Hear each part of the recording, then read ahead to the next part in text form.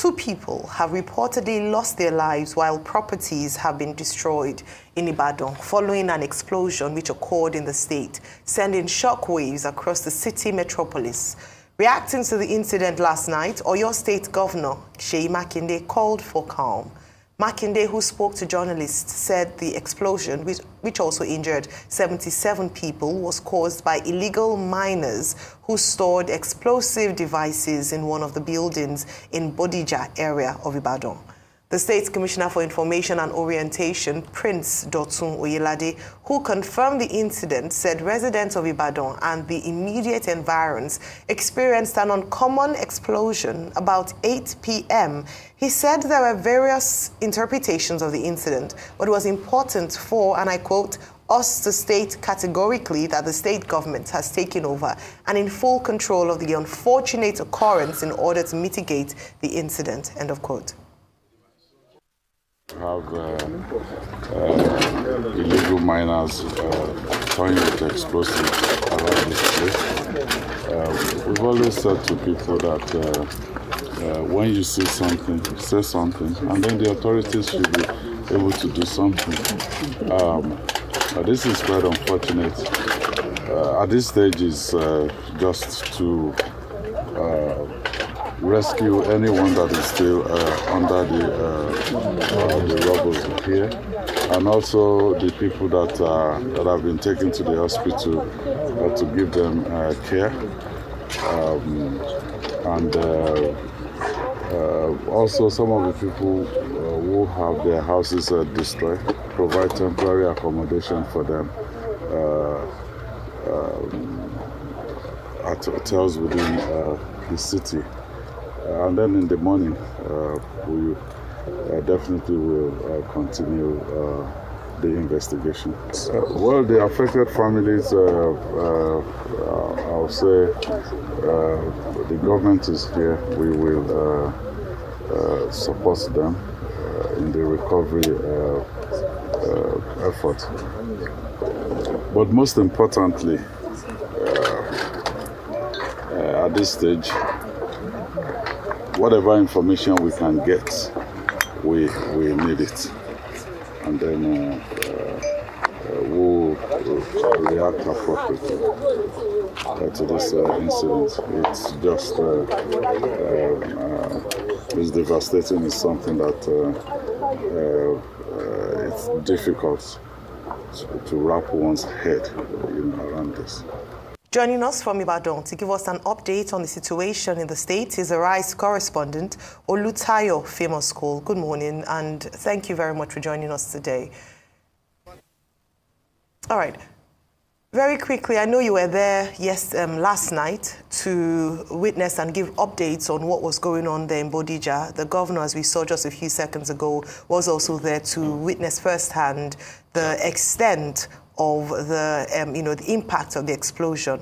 But can you give us a picture? I mean, he's given a reason or possible reason as to why such a magnitude of impact from an explosion occurred last night. And then we also have that there are 2 deaths confirmed.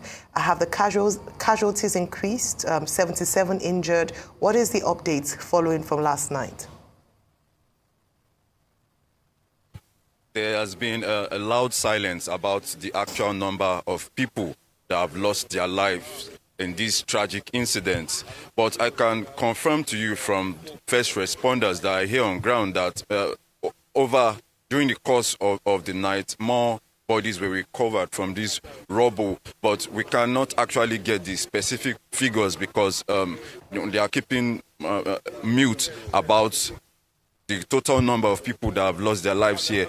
But what we discovered was that some residents of this area were in the know about the stockpiling of these dangerous explosive materials here. And it's the morning after, and if you can see, the level of devastation is enormous, and residents have come here to come and see how far this destruction went during the course of the night, and it's a telltale of sorrow, anguish, and of course regret. And the lesson that the state government wants residents to learn is that if you see something, you just have to say something. Peradventure, residents here had said had given security agents information about the stockpiling of these dangerous explosive materials, perhaps this event would not have occurred. But unfortunately, it has occurred, and the rest now, according to what they say, is history. But lives have been lost, properties have been destroyed. Homeowners yesterday night have become homeless this morning. Car owners yesterday have become without vehicles, and this is very, very devastating, if you understand what I mean. Right, Olutayo, now can you give us some clarity with regards to the breadth and depth of this? You know, we see the images, the amount of destruction, but there are also mixed reports about the extent to which this went, you know, a square footage or an area of how far was affected. If you can just give us an idea of, you know, where the damage begins and sort of how far you've been able to establish it goes. At present, we are at Reverend Aderinola Street, and this street houses about 20 buildings. If you can see behind me, nothing is left. Nothing is left. Everything has been turned into rubble. The surrounding buildings have been some partially affected, some totally affected. Over 50 vehicles have been destroyed because the magnitude of this blast was enormous, and many properties have been destroyed. That's sent shock waves around the city. And if you can see the buildings around me, everything has been touched. All the buildings around this vicinity has been touched. Residents here, many of them couldn't sleep in the comfort of their homes last night. The blast was just enormous, and one can just hope that this type of event doesn't recur because of negligence and because of the inability of residents to furnish security agents with detailed information to nip such occurrence in the bud. Okay. Tayo, good to see you again, but it's sad that it's on a very sad day. At least I'm making contact with you on television. Rufai speaking here. Let's go straight to it, Tayo. How did you know that it was explosives that was in there that caused this, since we've not had an authentic, independent investigation? Are the experts on ground, have they been able to pinpoint the house that they claim the explosives were? How did the residents know that they had stockpiled explosives in a certain house? And what was done as regards that? My last question for you is, the explosives have been stored. If they say it's explosive, it's been stored for a while. What triggered the explosive setting out, or bombing, and this ricochet effect happened across the street? I spoke with some residents who did not want to appear on camera, and they told me that some illegal miners reside on Aderinola Street, and over the years they had been stockpiling, as in bringing in and bringing out these explosives to their site. What triggered it, I cannot authoritatively confirm to you what triggered it, but I spoke with residents and they confirmed to me that they were in the know that illegal miners were resident here, but they were kind of jittery, not wanting to share information with security agents.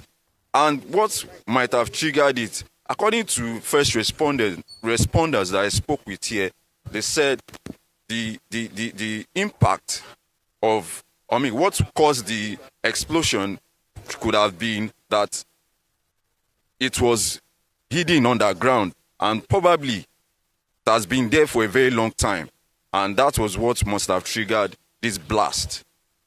Meanwhile, the level of devastation caused a very deep crater at this building just behind me. You can see that everywhere has been totally leveled down. The building just 3 buildings away from me, where first responders are trying to get what they can get out of there, is exactly where the building was located, and everything there has been pulled down, and a very deep crater has been formed on that accident scene. So there was a deep crater there. Could the crater have been a result of the impact, of the explosion? And was it the crater that was able to reverberate? Exactly. Secondly, have we had an explosive squad come there since this happened to start forensic? Because I can see DSS there, I can see the military. Is that the bomb squad of the military there? Have we had any bomb squad come in? The Army Ordnance team are on ground. The bomb squad of the Nigerian Army, they are on ground. They are combing the entire area to see if there could be any recurrence of any explosion. They are sophisticated equipment on ground here, and they had even told onlookers here to switch off their mobile phones so as due to radiation, the radiative effects of their mobile phones. According to your question, that it was the impact of the explosion that caused that very deep crater. According to those in the know of this event, it was the impact of that explosion that caused this very deep hole on the ground. And I was there to see. The whole area has been cordoned off, but I was there to see it by myself. It was indeed very, very, very deep. And this situation is just a very sorry situation. Really sad and sorry situation as you've described, Olutayo famous call. But thank you very much for bringing us updates on what's going on in Bodija, Ibadan. Please keep safe out there. We look forward to speaking to you in the course of today to get more updates as the story develops. Thank you.